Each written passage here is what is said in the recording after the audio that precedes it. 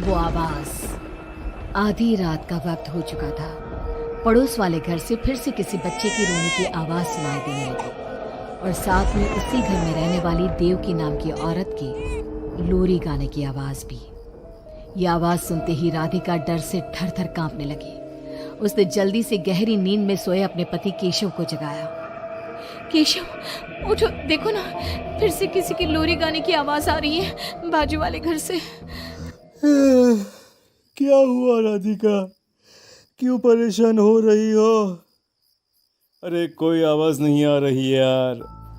लेकिन अभी बस 2 मिनट पहले तो देव की लोरी गा रही थी और एक बच्चा रो रहा था।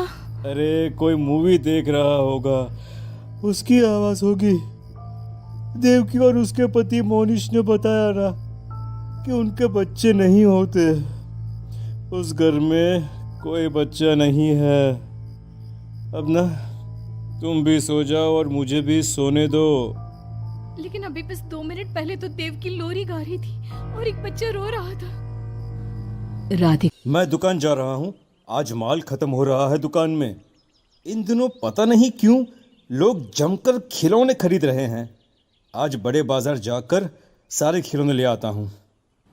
आप रात होने से पहले आ जाएंगे ना? लगता है तुम देवकी से अभी तक डरी हुई हो। अच्छा ठीक है, देखो घर के पीछे वाली गैलरी में मत जाना, क्योंकि वहां से तुम्हें अक्सर देवकी नजर आती है और तुम ना फिर डर जाती हो। ठीक है केशव, मैं आज उधर जाऊंगी ही नहीं। जब भी उधर देखती हूँ कुछ डरावना ही नजर आता है। केशव दुकान चला जाता है। तभी अचानक राधिका को याद आता है कि घर की गैलरी में उसने कुछ कपड़े सुखाए थे। डरते हुए वो वहां जाती है।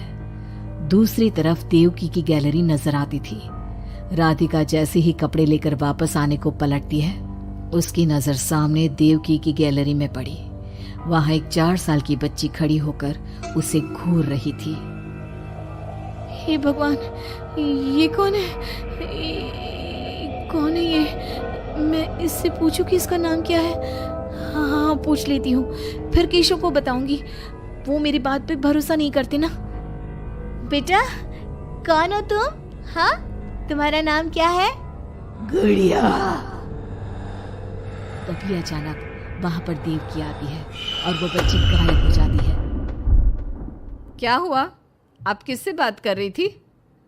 वो यहाँ पे मैंने एक लड़की को देखा था। वो कौन थी? कहाँ गई वो अभी? वो यही थी। वो आपके पीछे कौन है?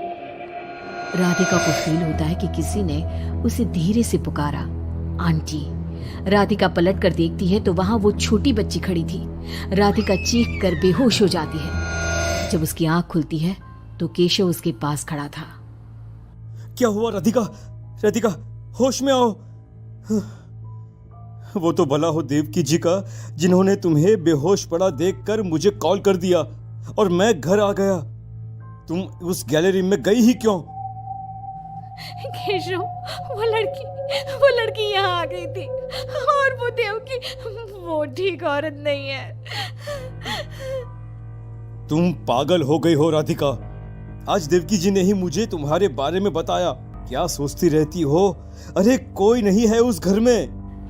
अगले दिन केशव की दुकान जाते वक्त, मैं भी आज आपके साथ चलूंगी।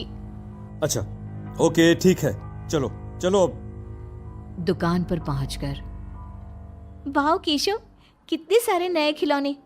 और ये इस पैकेट में क्या है? अरे एक बड़े साइज की डॉल है, मार्केट में नहीं आई है। सोचा अगर लोग खरीदेंगे तो अगली बार और ऑर्डर कर दूंगा। क्या मैं देख लूं इस डॉल को? हाँ देख लेना। मैं जरा माल लेने बड़े बाजार जा रहा हूँ। तुम दुकान संभाल लो और आराम से बैठकर खिलौने देख लो, ठीक है? केशव दुकान से चला जाता है। तभी कुछ देर बाद, मेरा मतलब तुम गुड़िया का क्या करोगी? तुम्हारे घर में तो बच्चे। तुम मुझे गुड़िया दिखाओ, बस बड़ी वाली गुड़िया। राधिका घबराते हुए बड़ी डॉल का पैकेट खोलती है। बिल्कुल ऐसी ही डॉल चाहिए। आज वो खुश हो जाएगी इसे देखकर। कौन खुश हो जाएगी? देवकी अजीब नजरों से राधिका को देखती है और बिना कुछ कहे पैसे देकर चली जाती है। उसके जाने के बाद राधिका शॉप के अंडरग्राउंड में नए टॉयज का मॉल चेक करने जाती है। वहां बच्चों का एक झूला था। राधिका ने देखा कि वो झूला हिल रहा था, जैसे अभी अभी कोई वहां से उतरा हो। राधिका को किसी छोटे बच्चे की आवाज आती है। कौन है वहां? वही छोटी लड़की जो देविका के घर दिखी थी राधिका के सामने आ जाती है। आंटी, मुझे गुड़िया चाहिए, वो बड़ी वाली। मेरे पास कोई गुड़िया उड़िया नहीं है।